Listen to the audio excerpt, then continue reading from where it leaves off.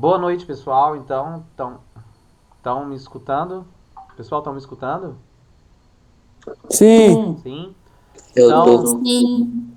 boa noite para vocês. Boa noite para quem eu não chamei nome por nome na hora que entrou. Matheus. Matheus tá duas vezes na sala. Acho que tá dando bug essa sala hoje, hein? Então vamos começar hoje nossa sexta aula. Hoje é dia 27 de maio de 2021. E nós partimos para essa sexta aula do componente ética profissional e relações humanas. Esse é um dos componentes que vocês vão passar, que vocês estão passando, né? Nesse período de formação técnica, né? Vocês que estão vinculados no curso técnico em administração. Então, nós vamos. Deixa eu passar o slide. Então, o percurso de aula hoje, ou seja, o roteiro que nós vamos seguir de fala, vai ser conhecer os períodos da filosofia, então uma forma bem panorâmica, e eu vou, quando for explicar essa parte, eu vou justificar para vocês por que nós vamos ver essa ideia, essa visão cronológica e também tópica, né, os tópicos dos períodos da filosofia. Vamos falar sobre os principais pensadores na filosofia ocidental. Vou mostrar, a partir dessa marcação de períodos, quais são os principais pensadores desses períodos. Depois vamos falar dos princípios norteadores da empresa, que vocês fizeram atividade na aula passada. E aí eu já vou fazer ponte com dessa atividade que vocês já executaram. Eu vou fazer ponte para a próxima atividade, que é o projeto de sensibilização ética que vocês vão construir. E vou explicar as 7 etapas, né, digamos assim, dessa construção de atividade. Então, muita atenção na aula. Se tiver alguma dúvida, pergunte na hora. Vamos ajustando os entendimentos e as compreensões bem a partir de diálogos mesmo. Então, participem. Então, como eu tenho feito sempre nos inícios das aulas, eu quero reforçar com vocês aquilo que nós estamos tendo por princípios, né, de organização e de relação, de contrato, né, um pacto entre a gente nas nossas aulas. Então, primeiro, o pertencimento. Você faz parte e por isso, como você faz parte, você também deve ser respeitado como parte do grupo. Então, você faz parte, o respeito é sempre importante nos nossos laços. O segundo ponto, né, fala com educação e aguarde o seu momento de fala. Então, volto a dizer, todo mundo pode falar nas nossas aulas, todos vocês têm lugar de fala, basta saber escutar e esperar o seu momento. E entro no terceiro princípio aqui, a ideia de solidariedade, né? Ajudar os colegas e as colegas. Então, você terminou sua atividade, vai lá, puxa assunto com um coleguinha, vê se já terminou a dele ou terminou a dela, trocam ideias sobre a atividade. Isso é muito importante nesse processo. Quarto ponto, né, quarto princípio, cuide do material coletivo, porque ele é seu, né? Cuide do material coletivo como parte do seu particular, porque é. E quinto princípio, dê o seu melhor, né? Como diz o poeta Drummond de Andrade, ser inteiro em tudo que faz. Então, dê o seu melhor nessa aula, estude com o seu melhor, se dedique no seu melhor, porque é daí, é a partir daí, dando o seu melhor, que você vai conseguir desenvolver as habilidades. Estudar é isso, né? Dar o seu melhor. Então, reforçado. Alguém tem algo a dizer? Nessa aula e na próxima, nós vamos estar com essa expectativa de conhecer as principais doutrinas éticas na filosofia. Daí, eu preciso que vocês entendam que vai existir vários períodos na filosofia, vai existir vários pensadores, né? Vai existir, desde o início da história da filosofia ocidental, né? Porque nós somos pessoas ocidentais, a gente tem vários filósofos, várias correntes, vários grupos várias doutrinas de formas de pensar a vida. E aí, eu vou passar para vocês, eu vou mostrar para vocês as principais, né, para vocês conhecerem as principais doutrinas dessa marcação ética, mas eu já adianto aqui, né, o que eu preciso que vocês estejam atentos. Alguém desliga o microfone, tá ligado aí? Aí eu, desculpa aí. Então, pronto. Qual que é a noção aqui? Você conseguir entender que existem produções de pensamento em vários períodos da história, em vários momentos da história vão existir várias produções de pensamento, porém, o que nós precisamos apegar aqui é a ideia de, se você pega um pensamento e reproduz ele sem passar pela sua análise, pela sua concepção, pela sua reflexão, e você apenas adere a um pensamento e segue esse pensamento, isso nós chamamos de alienação. Então, os pensamentos que nós vamos estudar, os filósofos que nós vamos falar de ética, né, não é para vocês seguirem como se fosse uma religião ou um guia, né, um guru ou qualquer coisa desse nível. Muito pelo contrário, a filosofia e os filósofos, eles propõem pensamentos não alienantes. O que é o não alienante?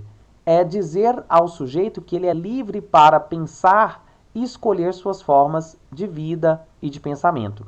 Então, nós vamos conhecer as principais doutrinas éticas na filosofia, mas não é doutrina no sentido de siga e faça, e sim doutrina como pensadores pensam assim e você deve pensar como quiser. Ok? Consegue entender essa diferença? Conhecer as principais doutrinas é diferente de siga. Eu não estou aqui para dizer para vocês sigam essa ou aquela doutrina. Eu estou aqui para apresentar para vocês que existem várias doutrinas da filosofia acerca do comportamento. Portanto, para fazer essa noção, né, de que as, as teorias, as doutrinas filosóficas, elas estão aí não para nos alienar, né, muito pelo contrário, mas para nos tirar dos pontos de alienação, eu trago essa frase sobre alienação do William Frisby. E a ideia aqui de alienação é o quê? Alienação é aquilo que você se apega, né? Alienação é aquilo que você se prende. Alienar quer dizer grudar, né? Então, aquilo que você gruda na coisa e segue isso. Então, uma pessoa pode ser... não é só religião que aliena, né? Existem inúmeras alienações. Consumo, drogadição. Existem várias coisas que as pessoas se alienam. Ou seja, as pessoas grudam naquilo e não pensam e, portanto, não são livres. Então, por isso que eu trago essa... Colocando ainda o problema da nossa aula de hoje, eu trago essa frase sobre alienação para implicar vocês a darem conta dessa ideia de que não se pode seguir as ideias, os pensamentos sem crítica, sem criticidade. Não pode seguir uma doutrina filosófica, um pensamento, seja ele qual for, advindo de qual filósofo que for, sem análise, sem crítica, sem critério, sem validação. Né? Então, assim, eu digo validar porque tudo passa por um quesito de eu valido ou não. Ah, eu escutei isso. Vou crer, não vou crer. Vou produzir, não vou reproduzir. Então, é sobre esse prisma de escolha que nós podemos ser ou não ser alienados. Alienação, diz a frase do William Frisby, a alienação na mente do alienado sempre lhe será a aparência de liberdade.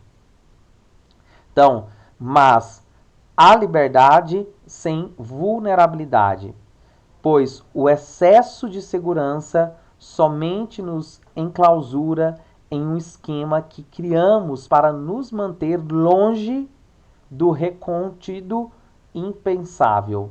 Então, a gente procura não pensar, a gente corre disso, né? Essa ideia aí de encontrar nas próprias verdades, encontrar nas suas próprias maneiras de ver o mundo uma segurança, né? Uma comodidade. Então, você fica ali em algo que não pensa, não critica e se mantém assim seguro, né? Enclausurado, dentro da clausura, dentro do quarto fechado, né? Dos quartos particulares sobre a moral. Então, pensar nas aulas de ética é para isso. É para que a gente, não que a gente mude os nossos comportamentos meramente, mas que a gente dê conta de reconhecer que todos os comportamentos são, são atrelados, são ligados a questões que nem sempre o próprio comportamento denuncia. Então, as relações humanas são marcadas, né, como nós já falamos bastante aqui, por uma reprodução de cópia do que se vê no meio social, do que o seu grupo está fazendo, mas há de se perguntar, né, como Paulo Freire diz, não é sobre se tem ou não alguma ideia que a pessoa segue, mas é se essas ideias que você segue são ideias de liberdade ou são ideias de escravidão? São ideias de paz ou são ideias de guerra? Então, o que cabe não é se você tem ou não uma ideia, mas pensar, repensar, averiguar e responder. As minhas ideias são ideias louváveis? São ideias de valores humanos? Ou são ideias e ideais não humanos, não valoráveis, não felizes? Então, volto a dizer, todos os pensamentos e pensadores que a gente estuda aqui não é para ser alienado a você, ou seja, grudar em você. É para você pensar a partir deles e até mesmo questionando e até discordando deles, mas que você tenha a sua escolha por responder e corresponder ao que o pensamento te promove ou te coloca nesse momento. Ok?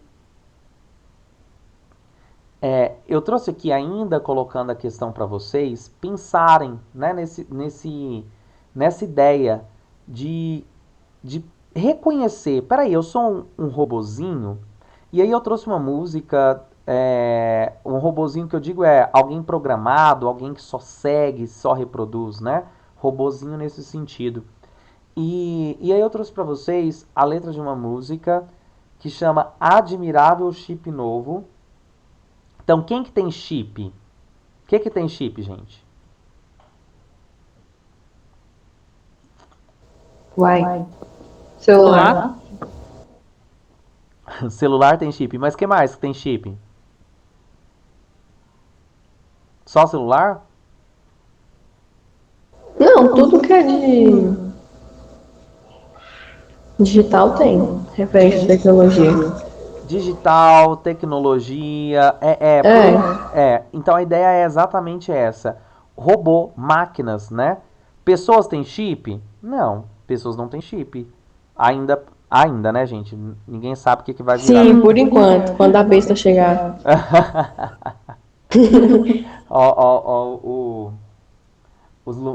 Como é que é? As teorias da conspiração. Então, Sim. a ideia é, quando ela diz admirável chip novo, né? Então, inclusive uma referência ao livro Admirável Mundo Novo. A ideia é assim, chip novo quer dizer que vai um chip mais atualizado, né? Então, vou ter um chip, vai ser um chip mais atualizado.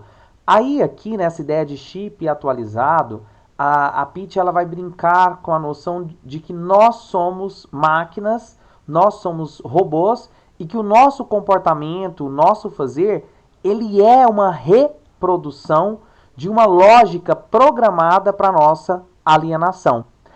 Aqui eu trouxe a letra da música para vocês para chamar a atenção disso, para vocês entenderem isso. Olha, não adianta seguir reproduzindo. Então, né, a pessoa diz, eu não sou alienado, eu não tenho religião. Não, ser alienado, como eu já coloquei anteriormente, não é só sobre religião. É tudo que você toma para si, reproduz de verdadeiro, sem questionar. Isso é alienação. Então, aqui eu trouxe a letra da música, quando ela fala de chip novo, para que ela provoca dizendo como se nós fôssemos máquinas, robôs, e não pensamos sobre as nossas ações. Aí, a volta à frase do Sócrates, né? Uma vida não pensada não é digna de ser vivida. Então, será que ao passo de parar de pensar, eu deixo também de ter responsabilidade sobre os meus comportamentos? Será que é mais fácil seguir o que está todo mundo dizendo que é o melhor e não pensar e conseguir, inclusive, escolher fora da multidão? O que é escolher fora da multidão? É perceber que por mais que a galera, né, o povo, o grupo, o coletivo tá remando para um lado, isso não quer dizer que tá coerente com seus valores, está coerente com o que você acredita como certo, que você acredita que é o ideal. Né? Aí, a prova disso, a gente pode citar momentos históricos, né, que ondas antiéticas, e eu vou dizer até anti-humanas, né, ondas vou chamar aqui de genocidas, né, ondas de grupos que se reúnem para extinguir os outros grupos, grupos que se reúnem para tentar ter poder e domínio sobre os outros, e aí temos o sempre citado fascismo e o nazismo, né? E de alguma maneira também, quando a gente olha para o poder hoje e olha para o comportamento das pessoas, encontramos ainda pessoas que reproduzem esse tipo de pensamento, né? De exclusão, de o meu é o melhor, a minha forma de vida é a melhor, minha maneira de seguir é a melhor. E como isso ilude, né? Tipo, o admirável chip novo, por que as pessoas continuam se comportando como robôs? Porque é muito mais fácil seguir o que está escrito, é muito mais fácil seguir o que estão me dizendo para fazer do que ter que dar conta das próprias escolhas. Ter que dar conta de olhar para si, olhar para o próprio umbigo, olhar para os próprios desejos. De programação do que fazer. Oi, Guilherme? É mais fácil seguir a programação do que fazer outro. Exatamente. Quando eu vou falar do Nietzsche, eu vou tocar de novo nesse assunto, porque o Nietzsche fala que nós, seres humanos, temos que inventar uma nova moral e parar de reproduzir a moral social. Mas é isso. É muito mais fácil seguir. É muito mais fácil ser o gado, né? O que é o gado? O gado é aquele que está indo com a boiada e ele não dá conta de responder para onde que ele está indo. Ele está acompanhando a bunda do gado da frente, né? Ele só está indo porque estão indo para lá. E é isso, né? Toca o gado, vai, e é muito mais fácil você caminhar com a multidão do que você parar, se responsabilizar. E, opa, para onde que esse gado está indo? É para esse rumo mesmo que eu quero ir? E aí começa um ser humano, né? Aí começa o ser humano. O ser humano começa exatamente quando ele sai dessa lógica de comportamento e começa a dar conta dos próprios comportamentos, a se responsabilizar por tudo o que faz, por tudo o que escolhe. E não dizer que faz porque disseram para fazer. E não dizer que faz porque isso é certo e ponto. Mas sim fazer e dar conta das consequências inerentes às suas escolhas. E aí vamos a letra da música Admirável Chip Novo, que a Pitty vai provocar para isso. Ela vai dizer o seguinte: pane no sistema, alguém me desconfigurou. Onde estão meus olhos de robô? Eu não sabia, eu não tinha percebido. Eu sempre achei que era vivo. Parafuso e fluido em lugar de articulação. Até achava que aqui batia um coração. Nada é orgânico. É tudo programado. E eu achando que tinha me libertado. Mas lá vêm eles novamente. Eu sei o que vão fazer. Reinstalar o sistema. Pense, fale, compre, beba, leia, vote, não se esqueça. Use, seja, ouça, diga. Tenha, more, gaste, viva. Pense, fale, compre, beba, leia, vote, não se esqueça. Use, seja, ouça, diga. Não, senhor, sim, senhor. Não, senhor, sim, senhor. Pane no sistema, alguém me desconfigurou. Aonde estão meus olhos de robô? Eu não sabia, eu não tinha percebido. Eu sempre achei que era vivo. Parafuso e fluido em lugar de articulação. Até achava que aqui batia um coração. Nada é orgânico. É tudo programado. E eu achando que tinha me libertado. Mas lá vem eles novamente, eu sei que vão fazer. Reinstalar o sistema. Pense, fale, compre, beba. Leia, vote, não se esqueça. Use, seja, ouça, diga. Tenha, more, gaste, viva. Pense, fale, compre, beba. Leia, vote, não se esqueça. Use, seja, ouça, diga. Não, senhor, sim, senhor. Não, senhor, sim, senhor. Mas lá vem eles novamente, eu sei que vão fazer. Reinstalar o sistema. Composição Priscila Novaes Leone, que é a Pitty, né? O nome dela é Pitty, o nome artístico. Então, pessoal, que vocês viram aqui na música, né? Isso que eu estava falando para vocês. Considerar que o ser humano é robotizado pelas suas alienações e que a gente passa por atualizações, né? A gente que segue a manada, segue o caminho, segue a boiada, né? A gente está seguindo um comportamento de massa que passa por atualizações. Então eles estão reinstalando o sistema, como diz a Pitty brincando aqui, né? E lá vem eles novamente. O que eles vão fazer? Reinstalar o sistema, ou seja, colocar ideias dentro da nossa cabeça para que nós continuemos nos passos que estamos de alienação e de tudo isso. Não pensar sobre o próprio comportamento, né? Então, quando ela diz nada é orgânico, o que é orgânico? Quem sabe falar o que é orgânico? Pessoal, o que é orgânico? Algo que é natural? Natural, né? Quando eu falo frutas orgânicas, o que significa? Uma fruta que é natural, que é ali qualquer agrotóxico ou coisas do tipo. Isso. São frutas que não, frutos ou frutas que não passaram pela influência de coisas artificiais, né? Então, o orgânico é o que não sofre influência artificial. E aí, quando ela diz nada é orgânico, é tudo programado, é aquilo que nós falávamos nas nossas primeiras aulas, de que as relações sociais não são de mera natureza, né? Nós não somos assim, achamos isso certo ou isso errado por natureza, é programado. Então, quando ela diz nada é orgânico, é tudo programado, quer dizer, nada é de fato natural. O sistema que nós vivemos é um sistema artificial, programado. Programado para opressores estarem no lugar de opressores e oprimidos estarem no lugar de oprimidos. De explorados estarem no lugar de explorados e de exploradores estarem no lugar de exploradores. Então, essa programação, ela não é natural, ela não é orgânica, ela é criada, ela é artificial. E aí entra aí essa crítica dela, né? O não senhor, sim senhor, ou seja, uma obediência burra, cega, que não pergunta por quê, ou para quê, ou como, ou quando. Então, a música da Pitty, né, o Admirável Chip Novo, é esse convite de pensar que não podemos reproduzir o que tem de doutrina ética e tampouco desconsiderar que elas existam. Mas você deve descobrir qual é a sua maneira de inventar a vida. Como você quer viver. Como você vai respeitar as outras maneiras de viver.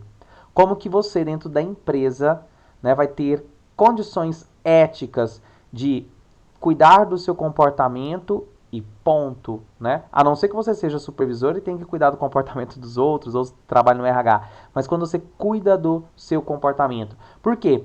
É muito comum, inclusive dentro dos ambientes corporativos, que as pessoas comecem a querer dar conta do que é da vida do outro, né? Então, cuidar do seu comportamento e o outro, pronto. E acontece muito isso nos grupos, né? A pessoa faz a tarefa, professor, eu terminei a tarefa, mas fulano terminou não. Opa, mas peraí. Por que você está querendo dar conta do que é a responsabilidade do outro? Cuida do seu, né? E isso não é individualismo, muito pelo contrário. Isso é o sentido de Você se aplica, gasta sua energia sobre sua vida e não se preocupa com o outro. Por quê? Volta aí a música, né? A gente está muito nesse sistema de seguir e até ela traz os termos pense, fale, compre, beba. Ou seja, a gente está vendo a mídia aí falando o que a gente tem que comer, o que a gente tem que beber, o que a gente tem que ler, em quem que a gente tem que votar.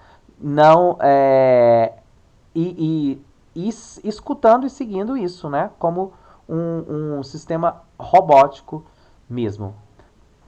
Então, eu vou colocar para vocês escutarem a música e pensem exatamente nessa noção que eu acabei de pontuar e fazer análise aqui com vocês, tá?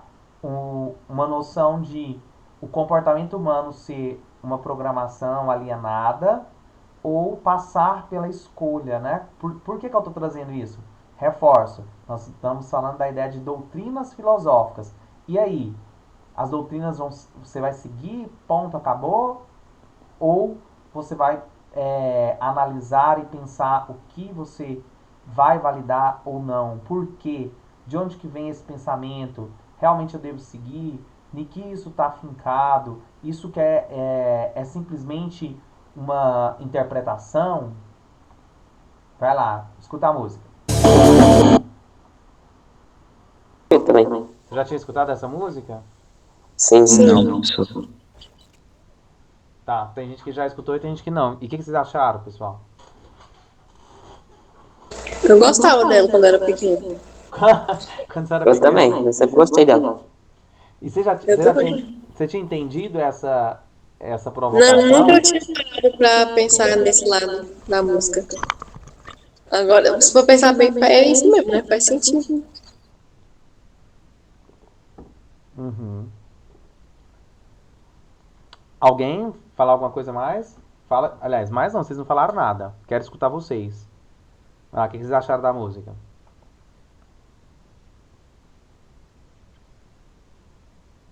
Eu não sei Eu não tenho explicar. nada pra falar, não. Não gostei. Muito bem não, professor. Então, pessoal, aqui eu coloquei para vocês os tópicos. Lembra lá, né? Habilidade, conhecer os principais, não, as principais doutrinas da filosofia. E aí eu marquei aqui com vocês nesse slide uma noção, né? Que a gente chama de estrutura, divisão estrutural da história da filosofia. Então, a gente vai ver que a filosofia ela é dividida nesses 4 grandes períodos. Que a noção é o seguinte, pessoal, que eu preciso marcar com vocês também. Não significa que era filosofia antiga e aí de repente virou Idade Média, de repente virou moderna e de repente virou contemporânea. Não. São traços que vão marcando cada período e eles vão passando de forma lenta. Então, a gente vai chamar de filosofia antiga a filosofia da Grécia Antiga como formação do pensamento ocidental. Então, como eu disse para vocês, os primeiros gregos e o que eles pensam sobre o ser humano, quem é o ser humano, vai influenciar muito nessa ideia que eu já marquei, já apresentei para vocês, essencialista, de que o ser humano tem uma essência, de que existe uma verdade a ser seguida, que o comportamento humano precisa seguir um modelo, né? Um modelo, essa ideia do Platão, eu vou depois mostrar para vocês qual que é a teoria do mundo das ideias, mas o que fica de herança principal da filosofia antiga é essa procura por um modelo, a procura por um ideal, né? O idealismo platônico, uma verdade, o que o Platão coloca de que no mundo das ideias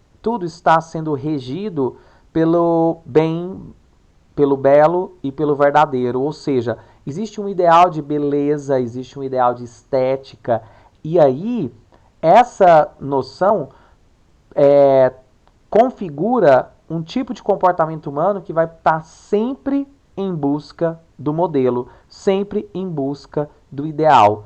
Da filosofia medieval, né, a doutrina da filosofia medieval é um período que nós chamamos de cristianização da filosofia grega. Por quê?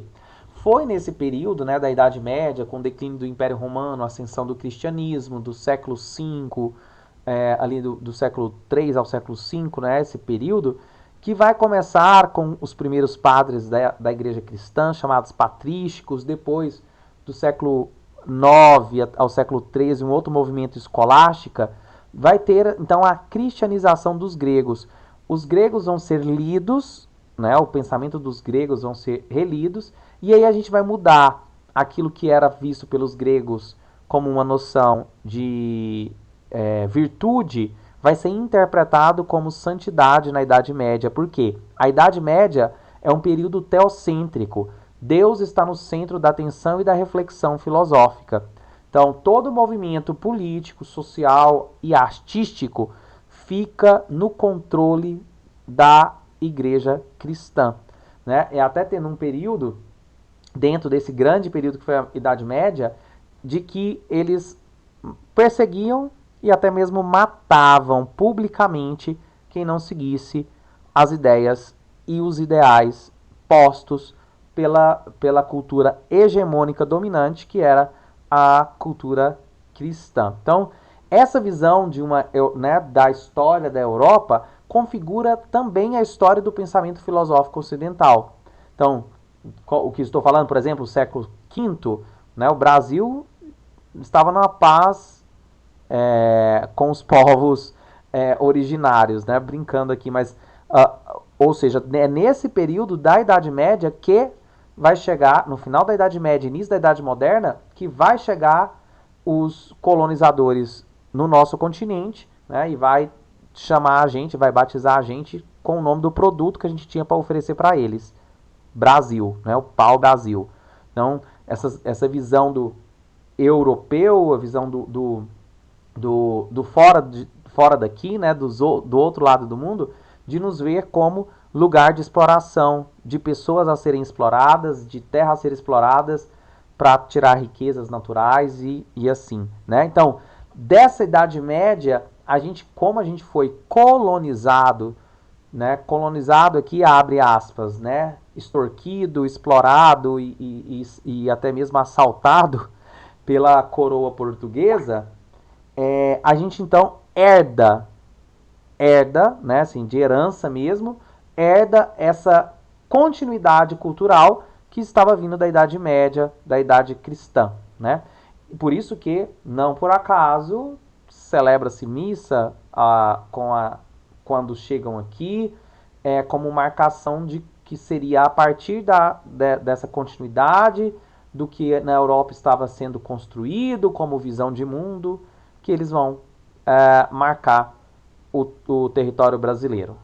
E aí, depois da filosofia moderna, nós vamos ter do século XIV ao século XVI, um movimento de ciências que a gente chama de renascimento artístico, cultural, né, dentro da Europa, e vai provocar algumas modernizações, inclusive de tirar tanto Deus do centro das atenções e construir técnicas e tecnologias distinguindo do Estado e religião. Aqui, pessoal, marco para vocês, óbvio, começa lá no século XIV ao século XVI, Revolução Copernicana, Copérnico, Galileu Galilei, né, vem Newton, toda a ideia da física e da ciência moderna. E só que a filosofia vai propor uma separação de fato com a igreja e com a religião drástica, assim, digamos, no século XVII ao século XVIII, chamado século das luzes, com os iluministas. E aí a filosofia contemporânea, que a gente chama aí de uma filosofia pós grandes guerras, né, as filosofias que vieram depois das grandes guerras, ou até mesmo que aconteceram dentro das grandes guerras para depois, que vai mostrar e vai pensar um outro mundo. Então são esses 4 períodos da história da filosofia. Não significa, pessoal, que o homem dormiu, né?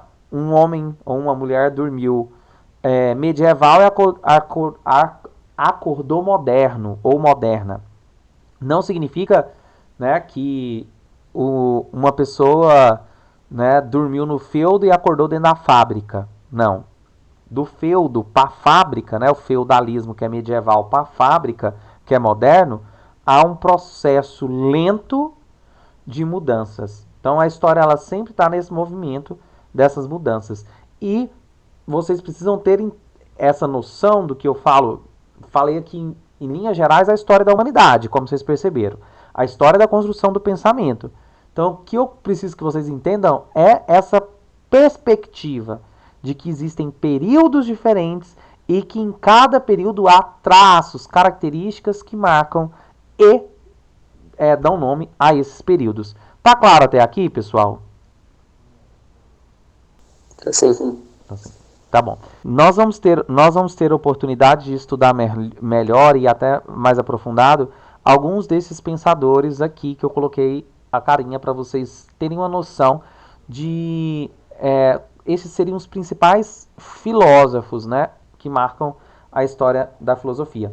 E filósofa também, né, porque a história ela é tão machista que, por exemplo, as mulheres que escreviam no Liceu, que era a escola do Aristóteles, não podia assinar, porque mulher não podia produzir, né, então quem assinava eram os homens, dando essa cara mesmo machista para a história. E aí quando eu coloco esses períodos filosóficos aqui, é para que haja essa noção da evolução da Grécia antiga, né, dos pensadores da antiguidade para a idade contemporânea, né, que são essas cabeças que estão falando do mundo e estão inclusive influenciando, muitos deles influenciaram a construção de coletivos, ou seja, de grupos que demarcaram aí alguma ação dentro da história. E aí, Professor, pode falar. aí quem que era o mais novo aí, que aqui só tem, velho? Aí não tinha um cara novo assim não que se destacou, não? Quem te disse que só tem velho aí? Olha as fotos das lendas. Ah, tá. Não, é porque a foto eles colocam os mais velhinhos, mas todo velho já foi novo, viu, Taylor? Te contar. Foi o Taylor que falou? Foi. Mas brincadeira à parte, claro, os filósofos começaram muito novos, tem muitos filósofos que começaram muito novos. O próprio Platão, quando ele foi estudar com o Sócrates, né, quando ele foi seguir o Sócrates, ele estava com cerca de 20 anos, né, ele foi seguir o Sócrates.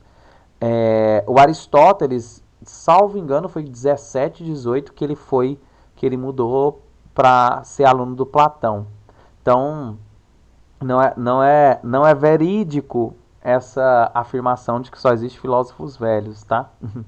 Então, pessoal, eu coloquei aqui para vocês para entenderem essa noção, tá? Que, ó, esses aqui são os primeiros, a ideia dos pré-socráticos que vieram antes de Sócrates e que pensavam. Por quê? É a partir do Sócrates que a filosofia vai pensar o ser humano. Antes, os filósofos pensavam a natureza, a origem do mundo, do que são feitas todas as coisas. Então, esse período é dos pré-socráticos. Eles se perguntavam não sobre o comportamento. É o Sócrates que vai perguntar quem é o ser humano. E ele vai responder o homem é a sua alma, o homem é a sua razão, o seu pensamento. Então, fazer uma ligação aí entre uma equiparação entre o que o ser humano pensa e aquilo que ele é. Então, essa visão racionalista e que marca, né, essa expressão, quem é o ser humano? O ser humano é um homem humano, né? O ser humano é racional. Então, essa noção de que a razão nos marca e que ela nos define é uma visão socrática. Então, como eu disse para vocês, antes de Sócrates, a perspectiva era de explicar de onde vem tudo, de onde vem o mundo, de onde vem as coisas, do que são feitas todas as matérias. O Platão, né, o Sócrates, Platão e o Aristóteles, então os três porquinhos da filosofia, como eu brinquei com vocês. E tem uma aula que eu vou falar especificamente sobre esse grupo. Oi? Quem mandava nas paradas desses caras que tá mais de preto, ó, principais da Idade Média, Idade Média vai ser aqui, ó.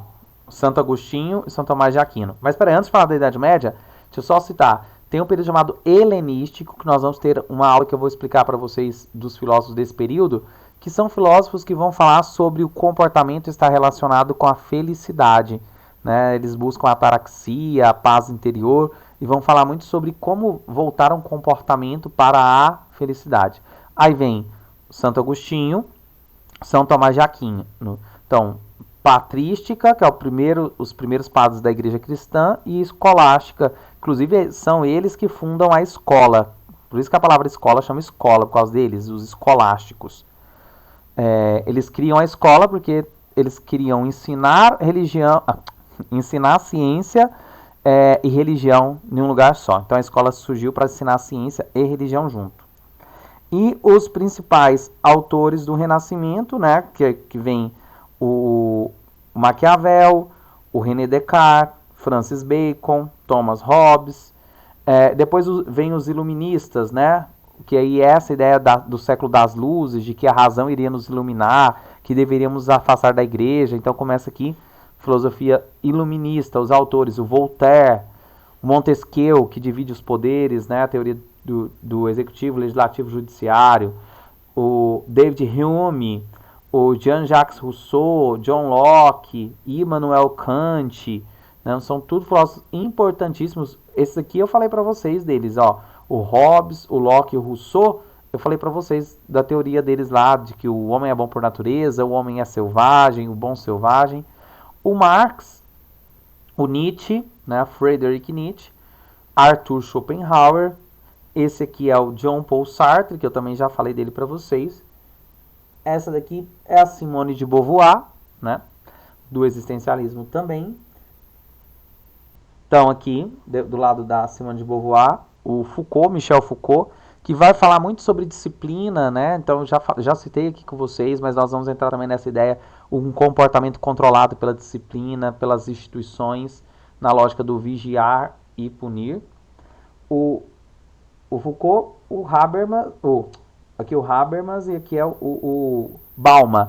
O Zygmunt Bauman, ele ficou muito conhecido agora há pouco tempo, falando aí da ideia de sociedade líquida, né? Internet, como que as relações são postas de forma desvalorizadas na internet, como que o ser humano também passa as coisas muito rápido, que os valores não são tão permanentes, né? Então a crítica aí de um fluxo que as coisas perdem valor e as coisas mudam e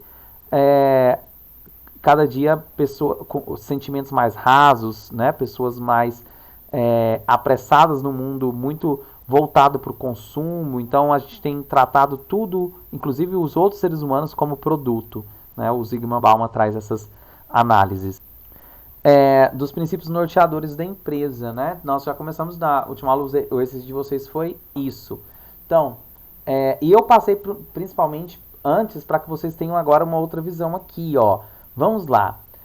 Quando a empresa ela marca, escreve lá na parede missão, valores, visão, ela está fazendo com isso uma forma de os seus funcionários conhecer e que seja, a partir daí, ajustado, né, os entendimentos dessa instituição, dessa empresa, a que essa empresa se propõe, né? Então, assim, você está numa empresa que você conhece qual que é a missão dela, porque será que se conhecesse a missão dessa empresa, você continuaria nessa empresa? Né? Então, assim, ou não, né? Vamos lá, essa empresa, ela coloca, ela age da forma que você e seus valores pensam ser os melhores para a sociedade. Então, você está conivente com essa empresa de fato. Então, a missão, a empresa ela diz por que ela existe. Né? Então, qual que é a missão? Missão não é só fabricar, fabrico calçados. Não, eu dou conforto aos pés das pessoas. Então, é uma forma romântica que as empresas colocam para que os funcionários estejam alinhados, para que os trabalhadores e as trabalhadoras dessa empresa estejam alinhados. Quer dizer que remando para o mesmo lado. Imagine aí, a gente está num barco, cada um com remo, cada um remando para um lado. Não dá. É preciso que as empresas alinhem os seus entendimentos junto a quem faz a empresa, que são as pessoas. Por isso que vocês vão encontrar em várias empresas e vão ter que dar atenção para isso. Esses princípios norteadores, missão, né? os valores e a visão. Então, os princípios, que seriam os valores, que é o que? No que essa empresa acredita? Né? Os valores, acreditamos no ser humano, acreditamos no mundo mais ecológico, acreditamos, não sei, depende da empresa, né? Acreditamos que produzir camas é uma forma de fazer com que as pessoas sonhem, né? Então, a missão, ou seja, o objetivo da empresa vai culminar naquilo que ela acredita, né? Quais são as crenças que ela defende, que essa empresa defende. E a visão, né? A visão, ela é lá fora, é lá, né, de lá. Então, o que será? Quais são os direcionamentos estratégicos para aonde essa empresa quer chegar? Queremos, em 3 anos, nos tornar a maior distribuidora de alimentos do Brasil. Então, os princípios norteadores são fundamentais para que a gente consiga ter uma organização ética, né, ajustada e até mesmo com melhor produção, com ambiente organizacional, com pessoas motivadas, e pessoas motivadas conseguem produzir mais, melhor, né? Conseguem produzir mais e melhor. Atenção, atenção, muita atenção para esse momento da aula, que eu vou falar para vocês aqui sobre o projeto de sensibilização ética.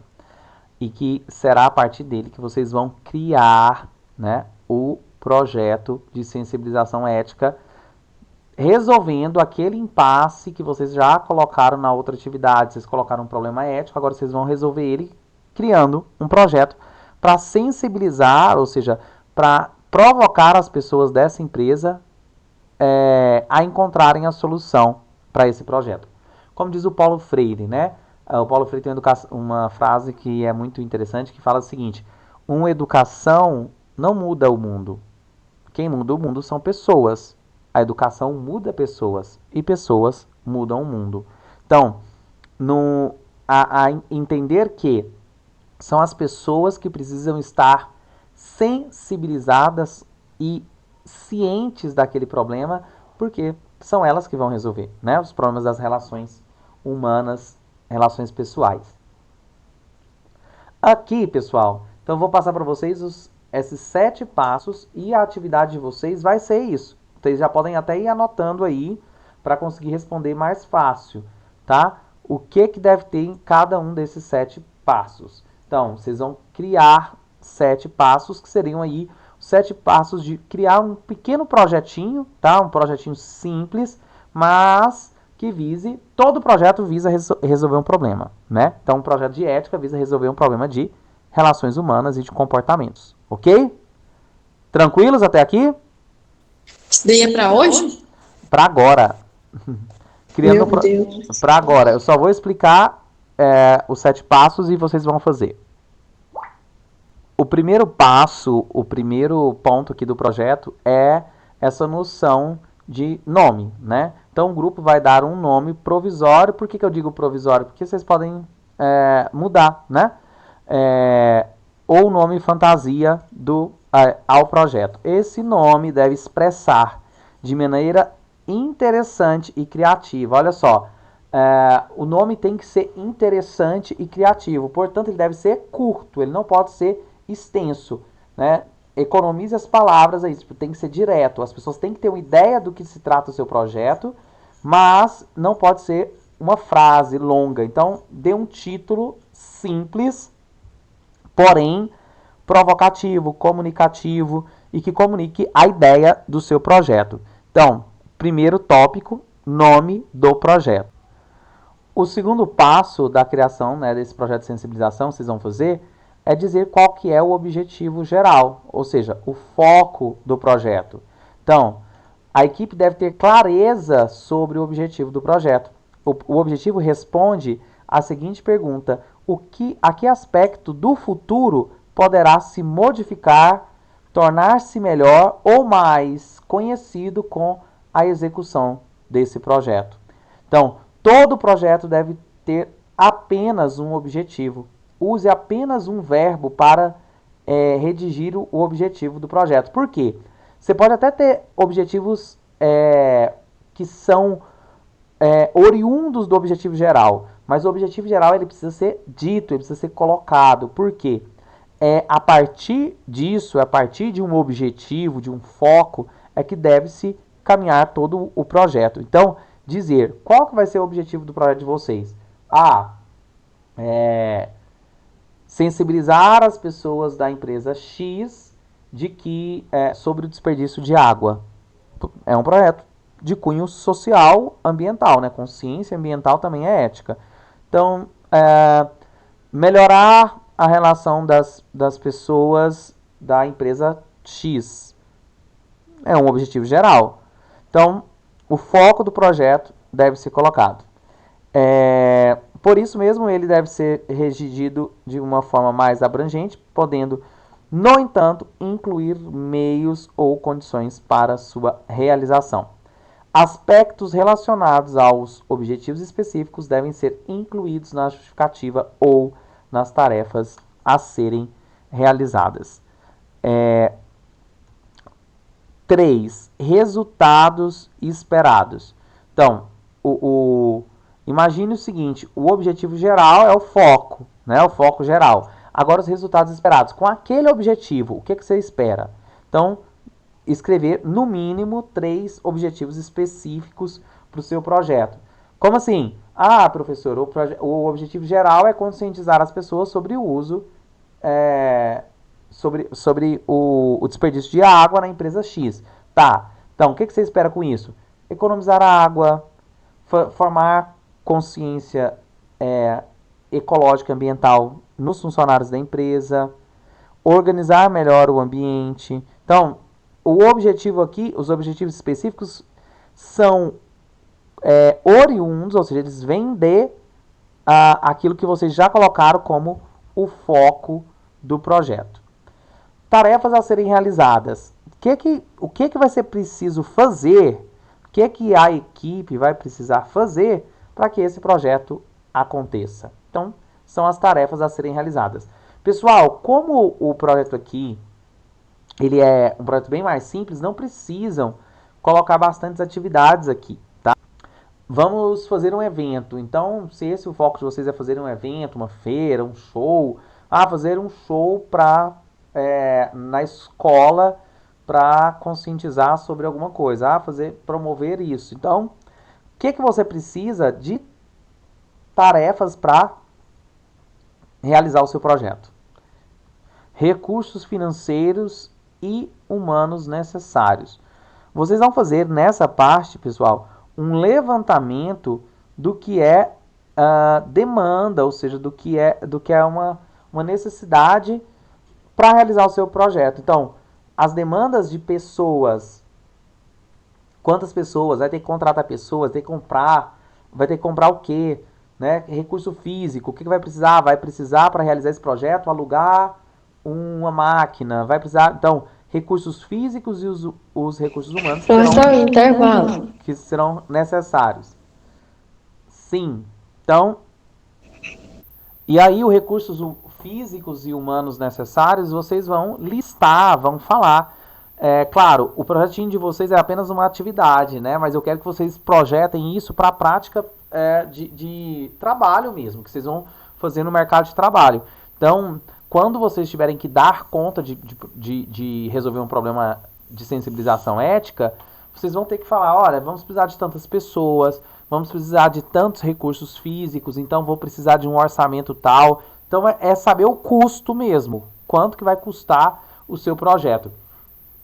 Claro, o de vocês é uma atividade, então vocês podem fantasiar, né? Então, assim, imaginar, e aí a imaginação para tentar realmente chegar mais próximo da prática, né, da realidade.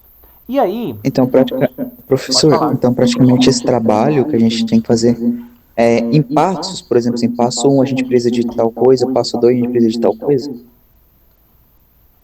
Não precisa, não. O ideal é que seja exatamente assim, olha, especificado, como você disse, estruturado, né, na primeira etapa, segunda etapa, Isso mesmo que eu entendi que você perguntou, né? Então, assim, se precisa ser detalhado. Claro, num projeto que você vai realizar, numa empresa, você precisa detalhar tudo isso, até porque geralmente passa pela aprovação de algum gestor que vai te cobrar esses detalhamentos. No 6. Tem um tema desse projeto aí ou a gente vai ter que criar? Eu O tema, entendi outra coisa. Gabriele, o tema é aquele que vocês já colocaram, né? Vocês escreveram um problema. Agora vocês vão criar um projeto.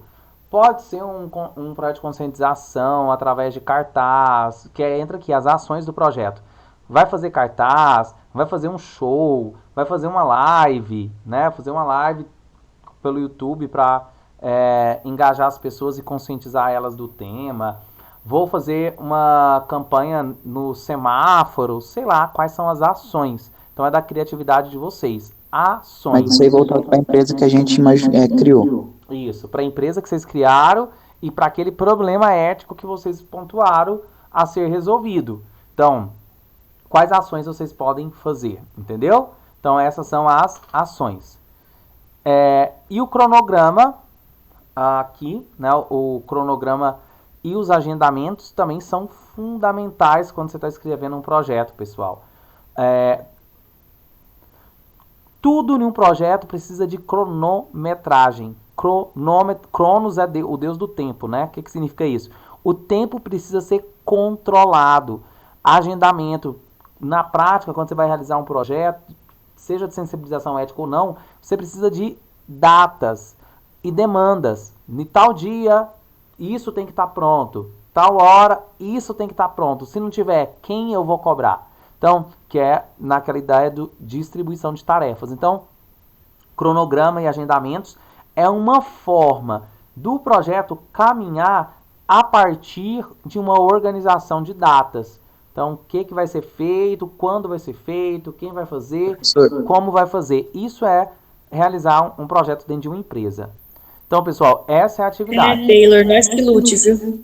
Nós que lute. Vai dar certinho. Elabore um projeto de sensibilização ética a partir do problema criado na outra atividade, usando as 7 etapas que estudamos. Eu vou fazer o encaminhamento imediatamente lá no grupo do WhatsApp do slide da nossa aula. Vocês podem consultar esse slide para fazer a atividade.